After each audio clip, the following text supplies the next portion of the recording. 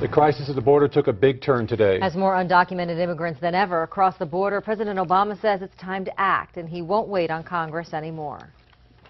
I'm beginning a new effort to fix as much of our immigration system as I can on my own. Today, the president vowed to bypass lawmakers and instead use executive orders for immigration reform. He said if an immigration bill passed today, he would sign it into law. But that's not the case. Now the president is planning on giving more federal resources to the border. Right now, hundreds of Central American women and children are in New Mexico. KOAT Action 7 News reporter Regina Reese explains what the president's new actions could mean for our state. I take executive action only when we have a serious problem, a serious issue, and Congress chooses to do nothing. President Obama sends a strong message in Washington. But here in New Mexico, there's a strong message being sent back to Washington. Washington needs to start getting their act together, and they need to just start addressing this issue. A humanitarian crisis that directly affects New Mexico.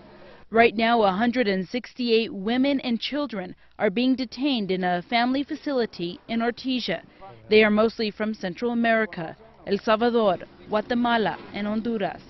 Many literally running for their lives from deadly gang violence in their home countries, traveling 2,000 dangerous miles, hoping for at least survival, at most the American dream. Instead of the dream, young children are winding up in cage-like detention centers, packed in, sleeping on concrete, some tucked under foil-like covers, others under thin American Red Cross blankets.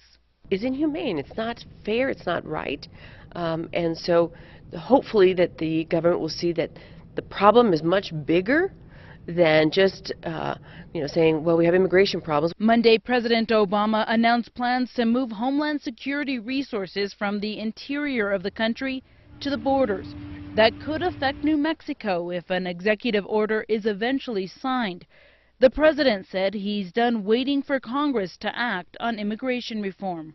But New Mexico Congressman Steve Pearce says that's not the answer and feels the president is exploiting the humanitarian crisis involving more than 50,000 children. They're already caught in the middle of a bad deal. Let's not make it worse. We can sort the policy out later, but right now let's just make sure that we get the children stabilized. For right now, the president says he hopes to have recommendations to act on by the end of the summer. Regina Reese, Action 7 News. We also heard from Representative Michelle Lujan Grisham and Senator Martin Heinrich. They're urging Republicans to pass comprehensive immigration reform.